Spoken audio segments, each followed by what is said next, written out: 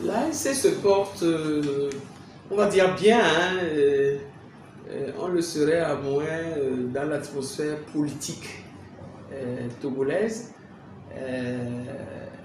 J'ai pour habitude de dire que bon, dès que le soleil se lève, que vous vous retrouvez parmi les vivants, c'est déjà que vous vous portez bien et vous rendez grâce. Et donc l'ANC se porte bien et continue son bonhomme de chemin de parti politique, évoluant dans une atmosphère politique très difficile, où les libertés ne sont pas totalement garanties. Et donc, une fois que j'ai dit ça, il faudrait comprendre comment l'ANC se porte. Les activités, bon, on va dire, vont aussi de la même manière que se porte l'ANC, hein, dans l'atmosphère politique togolaise. Fait de beaucoup de restrictions où la liberté qui est garantie par la Constitution, par les tests, la charte des partis politiques, comme vous le savez, ces libertés-là ne sont pas totalement garanties, surtout lorsque vous êtes un parti politique de l'opposition. Et l'ANC étant un parti politique de l'opposition rencontre beaucoup de difficultés sur la liberté qu'elle ne détient pas totalement d'exercer ces activités qui font face à des restrictions la plupart du temps qui ne sont pas légales, par des perturbations surtout lors de ces déplacements à l'intérieur du pays. Bon, et je crois que ce problème est remarqué au niveau, pas seulement au niveau de l'ANC, mais pratiquement de tous les partis politiques de l'opposition togolaise. Bien entendu, vous savez, la politique togolaise,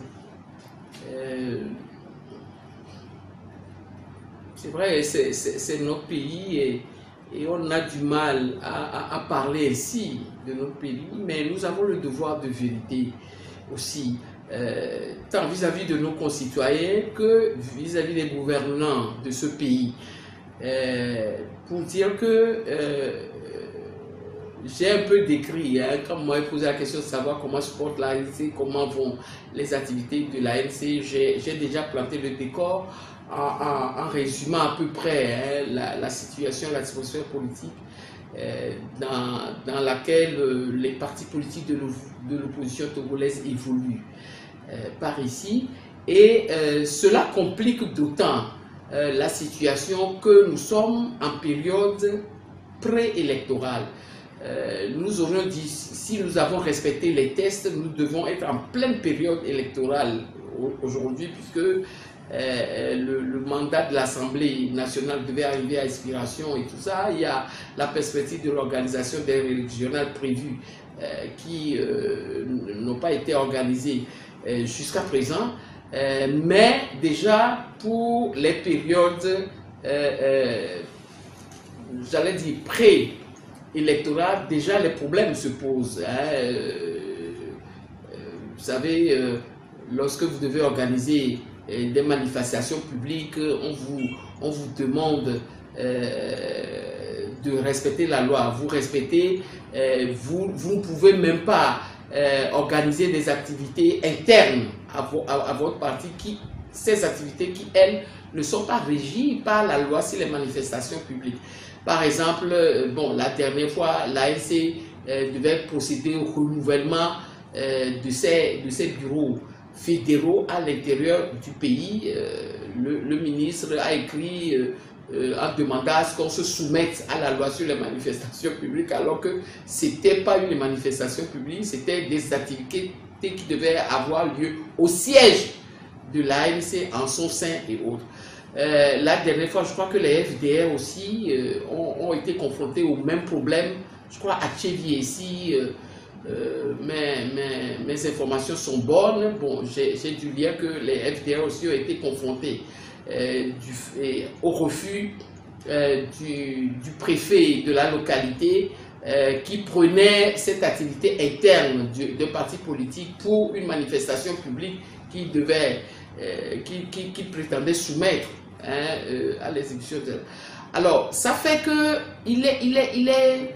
et paradoxalement, nous voyons le parti au pouvoir accomplir ses activités en toute liberté et partout sur toute l'étendue du territoire et n'est pas confronté au même problème que je relève en ce qui concerne les partis politiques de l'opposition. Ça rend la situation d'autant plus difficile que, vous savez, c'est en cette période-là que les partis politiques affûtent leurs armes, leurs épées, et tout ça pour commencer à préparer la période véritablement électorale, mais ceux de l'opposition sont confrontés aux problèmes que j'évoque. Ensuite, s'ajoutent à ces problèmes-là les institutions qui participent, qui devraient participer et voire même organiser ces élections-là, qui sont, j'allais dire, toutes obsolètes. Obsolètes, je vais les prendre une à une, ces institutions-là. La CENI, son mandat est arrivé à expiration depuis 2021. Ça fait 2 ans. 2 ans, nous tombons bientôt en 2024. Ça fera 3 ans que le mandat de la CENI actuelle est arrivé donc à expiration et qu'il faut le renouveler. Non, la CENI, c'est depuis mars 2023, excusez-moi. La CENI, c'est depuis mars 2023 que son mandat est arrivé à expiration. Je confonds la CENI, j'ai confondu tout à l'heure, à la HAC. C'est plutôt la HAC dont le mandat est arrivé à expiration depuis 2021. La CENI, mars 2023, la HAC, son mandat est arrivé à expiration en 2021. La Cour constitutionnelle, elle, la plus haute juridiction de l'État qui intervient dans le contentieux électoral en dernier ressort, et tout ce que vous voulez, dont la composition a posé problème dès le début de son renouvellement. Puisque cette Cour constitutionnelle, au regard de la nouvelle constitution, de la constitution amendée, en 2019, devait être composée de 9 membres. Cette Cour constitutionnelle a été composée en application de cette constitution-là à 7 membres. C'est-à-dire que manquait à cette Cour constitutionnelle 2 membres qui devaient être désignés par le Sénat. Or, il vous souvient qu'à l'époque, le Sénat n'est pas encore installé dans notre pays. Et à l'époque, la constitution qui a été amendée avait mis un article transitoire en donnant compétence à l'Assemblée nationale pour vaquer aux occupations liées au Sénat en attendant que le Sénat soit mis en place. Or, ce verrou-là avait été sauté dans la modification de la Constitution en 2019, ce qui fait qu'aujourd'hui, le Sénat n'existant pas, les 2 membres qui devaient être désignés au sein du Sénat ne l'ont pas été au moment où cette Cour a été mise en place en 2019. Et c'est cette Cour bancale donc, qui a suivi l'élection présidentielle de 2020. Et à l'époque, l'ANC avait déjà même saisi la Cour de justice de la CEDEAO à propos de cela. C'est ajouté à cela, donc aux 2 membres, la Cour constitutionnelle qui siège avec 7 membres sur 9, déjà, parce que les 2 membres du Sénat manquants. S'ajoute à cela le décès en mai, si mes souvenirs sont bons, en mai 2023, du président de cette Cour constitutionnelle, M. Abdou Assouma, qui est décédé, ce qui porte le nombre de membres manquants à 3.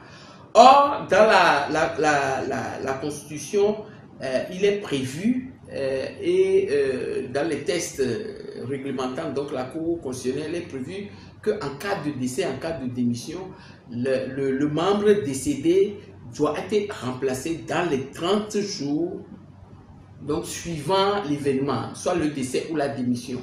Or, bon, je l'ai dit tout à l'heure, M. Assouma est décédé le 26 mai 2023. Ça a plus de 6 mois. 6 mois, voilà. Où il n'est pas remplacé jusqu'à présent, ce qui porte le nombre de membres manquants à 3.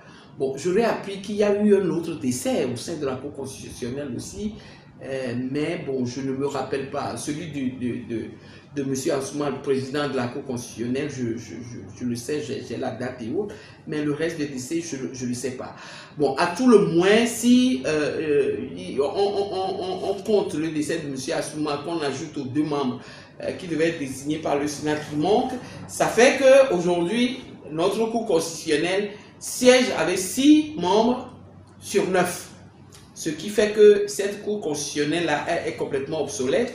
Et nous affirmons encore qu'au sein même de ceux qui siègent, aujourd'hui se trouvent 2 membres qui ont déjà fait plus de 2 mandats. Or, il est spécifié qu'on ne peut pas faire plus de 2 mandats au sein de cette Cour constitutionnelle.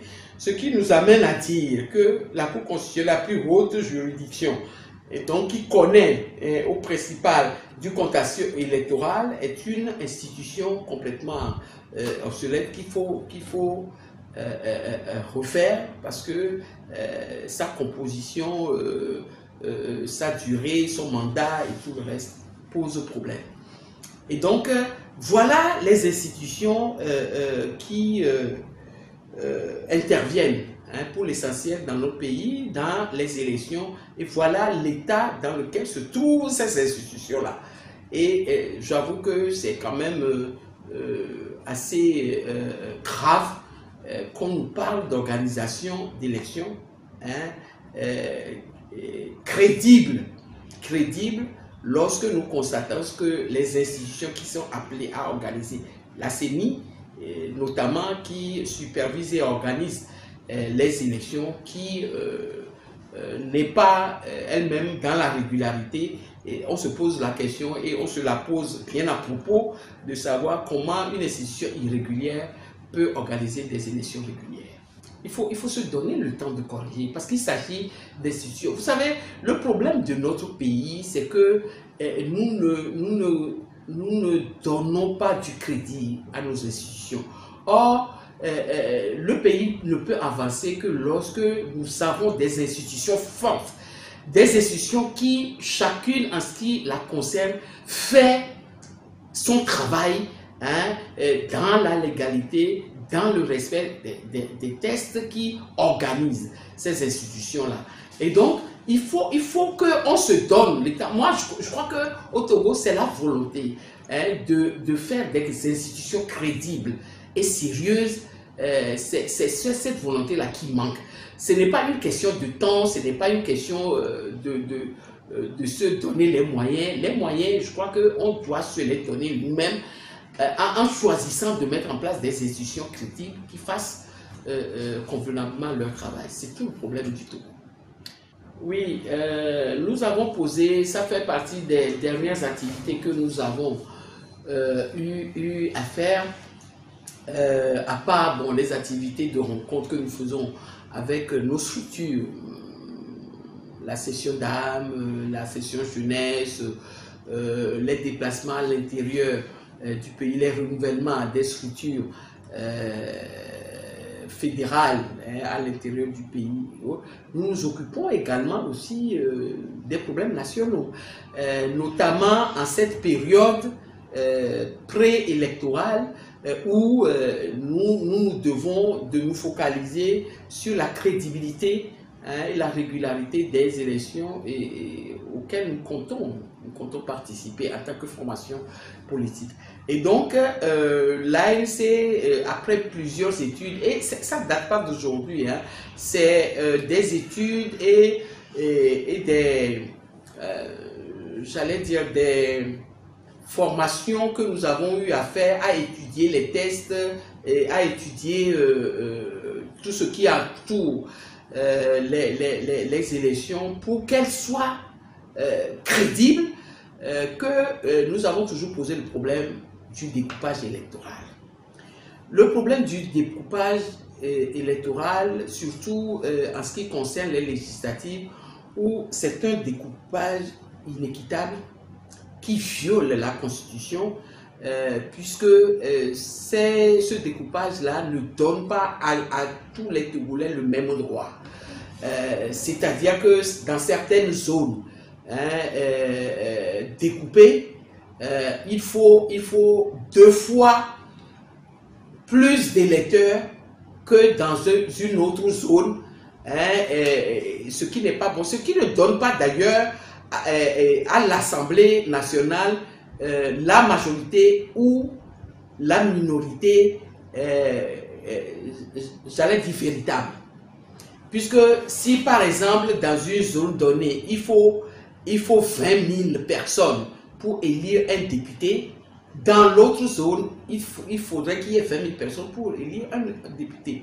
Or, ce découpage, le découpage que nous avons aujourd'hui, démontre que pendant que 100 000 personnes élisent un député, dans certains endroits, seulement 26 000 personnes peuvent élire le même député. Et ce député-là, j'explique pour que tout le monde comprenne à peu près ce que nous disons.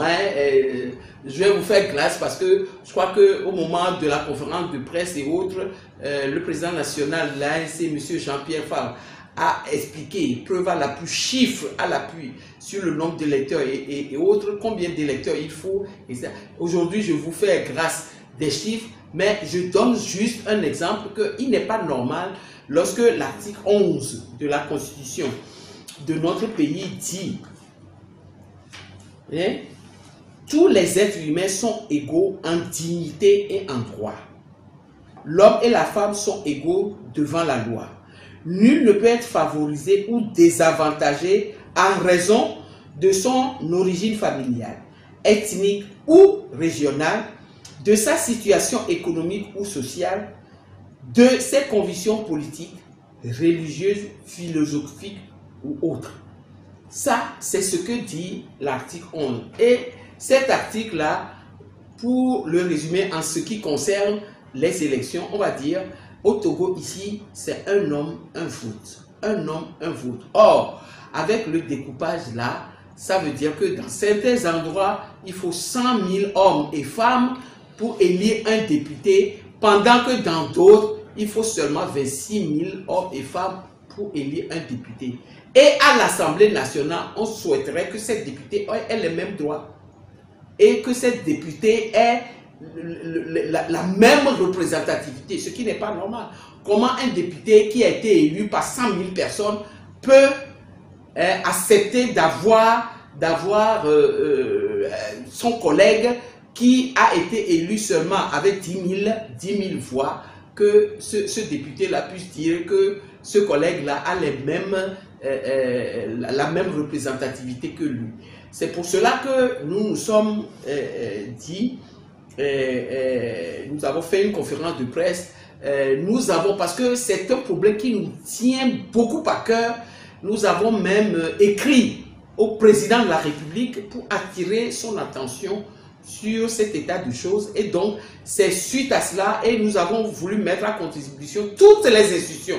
Je vous avais parlé tout à l'heure de la force que nous devons donner à nos institutions, et nous estimons que la CNDH est une institution qui est chargée, lorsqu'il y a violation des droits de l'homme, qui peut être saisie pour donner son avis sur un problème qui lui est soumis. Et nous estimons que ce problème du découpage inéquitable qui est en cours actuellement doit être corrigé. Et donc, après avoir saisi le président de la République pour qu'il puisse, en tant que président de la République, compte tenu de la possibilité donnée par la Charte des partis, lorsqu'il y a un problème d'intérêt national, de le saisir, l'ANC a pris sur elle de saisir le président de la République par rapport à ça, et de la même manière, elle a pris sur elle de saisir la CNDH en tant qu'institution régulatrice de la protection des droits de l'homme, estimant que ce découpage-là crée une situation qui viole les droits de l'homme des Togolais, étant entendu que ce découpage n'est pas équitable et ne donne pas une représentativité équitable pour tous les Togolais. Nous avons fait notre part. Vous savez, avoir des gains de cause ou ne pas l'avoir, c'est le Togo. Nous avons pris nos responsabilités en tant que parti politique de faire ce que la loi nous donne la possibilité de faire, saisir la CNDH pour lui poser un problème réel d'intérêt national. Nous l'avons fait. Maintenant, il revient à la CNDH de prendre ses responsabilités en tant qu'institution que nous estimons sérieuse et comment dire, forte pour pouvoir donner son avis sur cette saisine, sur le problème que nous lui avons posé et qui, nous annonçant, est un problème assez grave pour que l'institution qu'est la CNDH puisse, à la limite même, s'auto-saisir, si tant est la possibilité, parce que nous estimons que c'est un problème assez grave et que la CNDH, même si elle n'a pas été saisie par nous, puisse aussi donner son avis, si tant est qu'il y a possibilité sur le problème, parce que ce problème concerne pas seulement l'ANC, mais concerne tous les Togolais, et il s'agit de l'application d'une disposition constitutionnelle qui rend les femmes et les hommes togolais équitables en droit et en devoir, sans distinction de race, d'ethnie, de religion, ni de quoi que ce soit.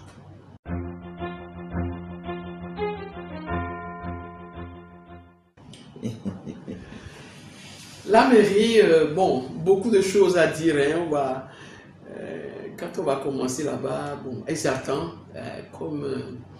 comme mission, il faut l'appeler, c'est à la limite une mission sacerdotale, hein, surtout, comme j'ai l'habitude de le dire, surtout que, bon, il faut nous prendre pour les cobayes, hein, parce que nous sommes la primeur de la décentralisation au Togo, avec les élections locales qui sont arrivées plus de 31 années de délégation spéciale et autres. Beaucoup de travail à faire, mais les actions se résument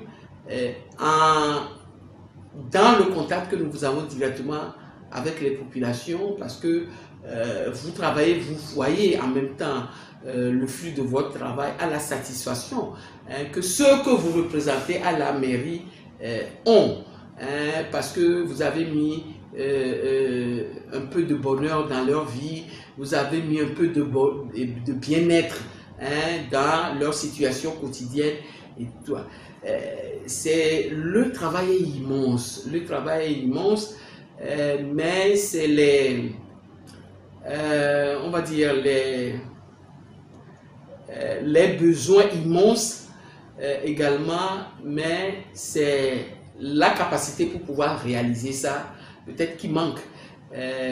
Pas la capacité en tant qu'énergie humaine, ça, les élus locaux de la commune du Golfe 4 et les agents qui travaillent en collaboration avec ces élus-là sont là courageux et disponibles et autres, mais c'est les moyens financiers, parce que le travail, je l'ai dit tout à l'heure, est colossal.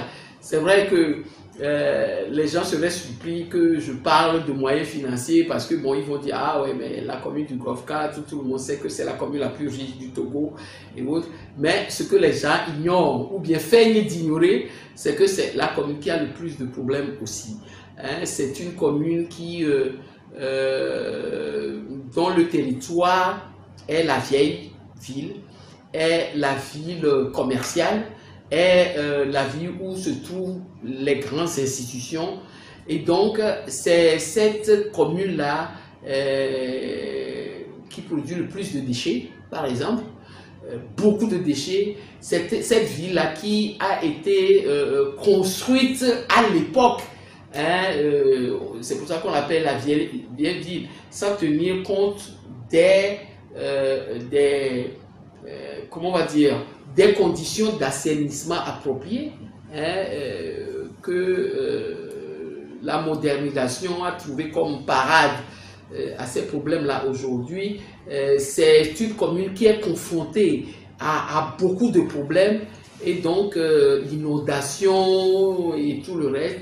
Et c'est une commune qui a été, bon, on va dire, laissée à elle-même, où les populations sont confrontées à beaucoup de problèmes existentiels, prioritaires, hein, beaucoup de problèmes tout prioritaires à être réglés.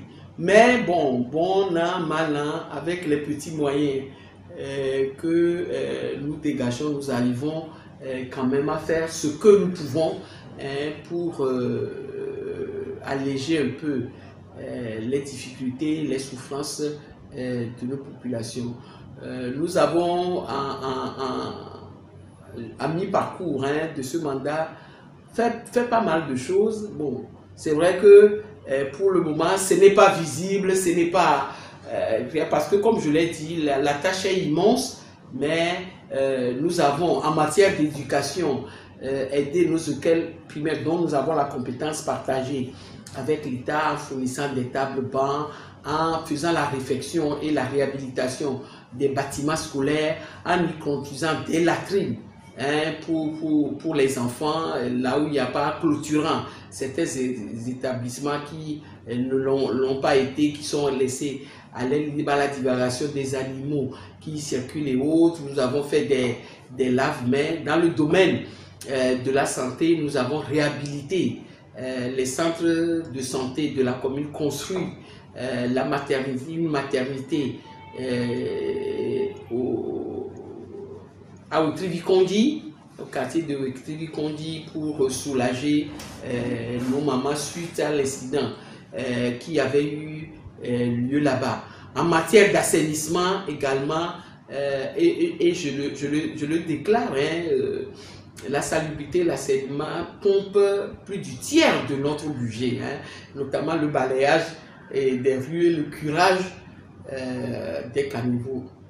Nous avons également acquis 3 immeubles que nous avons entièrement rénovés et qui, au début de ce mandat, pratiquement, nous n'avons pas de locaux adéquats pour pouvoir y loger nos services. Le siège même de notre mairie était installé dans un immeuble que nous avons dû louer au pied levé pour que le maire puisse avoir un bureau et commencer ses activités. Aujourd'hui, la commune du Golfe 4 est fière d'avoir été l'artisan de l'acquisition de 3 immeubles dont la commune se porte aujourd'hui, est propriétaire à part entière, que nous avons entièrement rénové. Le 3e immeuble est en cours de rénovation. Les 2 sont déjà prêts, les services les occupent également. Nous avons également aussi procédé à l'électrification des rues de la commune qui étaient livrées au banditisme pour défaut d'éclairage public et autres. Nous avons fait pour près de 270 millions l'année dernière en 2022 d'éclairage, et donc au budget de cette année 2023, il est encore prévu de continuer l'installation du réseau d'éclairage public, et en 2024 également nous avons déjà voté le budget. Le projet de budget 2024 a déjà été voté, et donc dans ce budget-là, il est prévu encore de continuer cette électrification de nos rues qui ne le sont pas. Et donc voilà grosso modo tout ce que nous avons fait. Bon, de grands projets nous attendent pour 2024. Encore, nous allons poursuivre la construction d'un nouveau marché, par exemple la construction d'un hôtel de ville l'achat d'un terrain, la construction d'un hôtel de ville en bonne et due forme pour que le siège de la mairie sorte de la location, parce que à notre sens, il ne sied pas qu'une mairie soit logée dans un bâtiment loué et dépendant de la volonté du propriétaire de cet immeuble et autres, et qu'il est bien saillant que ce service-là, très important de la commune, puisse être logé dans un bâtiment qui appartient à la commune et qui compte dans son patrimoine, que cette commune compte dans son patrimoine. Et donc, j'ai certainement oublié d'autres choses que bon, nous avons eu pour ce mandat-là jusqu'à la fin, où ce que nous avons prévu et décidé donc au niveau du conseil municipal, parce que c'est là-bas que tout ça se passe en concertation avec les chefs traditionnels de la commune et les CDQ, les comités de développement des quartiers que nous prenons ensemble en partenariat, qui nous disent les besoins des quartiers et autres, de chaque quartier, donc des 28 quartiers que compte la commune du Golfe 4. Donc voilà à peu près pour dire que la tâche est immense, mais elle est exaltante et nous la faisons autant que faire se peut. Non, à vrai dire, mais encore heureux que vous n'avez pas ajouté la vie de famille, hein. Parce que finalement c'est vrai que bon, c'est la vie de famille, c'est elle qui prend le gros coup, hein, dans tout ça. Mais ce que je peux dire aujourd'hui, c'est que bon, ma profession d'avocat aujourd'hui, vous ne pouvez pas être adjoint au maire d'une commune telle que la commune du Golfe 4 et penser que vous pouvez continuer à accomplir votre profession habituelle comme vous le pouvez. Je crois que pour ce mandat, la profession d'avocat a été véritablement mise en sourdine, hein, et tout ça, pour que je me consacre, je vais dire, entièrement à la commune du Golfe 4. Aujourd'hui, je suis là, vraiment à la disposition, j'allais dire, 24 sur 24. Même quand je ne suis pas au bureau, quand je ne suis pas là, quand je suis chez moi, à la maison, les samedis, les dimanches, véritablement à la commune du Golfe 4. Et c'est pour ça que je vous disais tout à l'heure que la tâche est immense. Vous ne pouvez pas consacrer que du lundi au vendredi pour pouvoir arriver à faire tout ce qu'il y a à faire. Les samedis et les dimanches aussi, il faut. Bon, ma vie de famille, bon, heureusement que, comme ce n'est secret pour personne, je ne suis pas marié, je suis célibataire. J'ai juste un enfant qui est une grande fille aujourd'hui, autonome, bon, étudiante qui a terminé son cursus universitaire. Et donc, bon, j'avoue que le temps où, bon, elle a souffert de l'absence de sa mère pour ce qui concerne sa vie, le temps est passé. Aujourd'hui, elle est une grande fille. Bon, il n'y a plus de problème de ce côté-là. Et donc, voilà comment je fais. Bon, ma vie politique, elle est là. Je vais donc me résumer en disant que, bon, pour l'heure, je me consacre entièrement à l'ANC et à la commune du Golfe 4. Madame Isabelle Manavia Mengavi, merci. Merci à vous, monsieur Aka.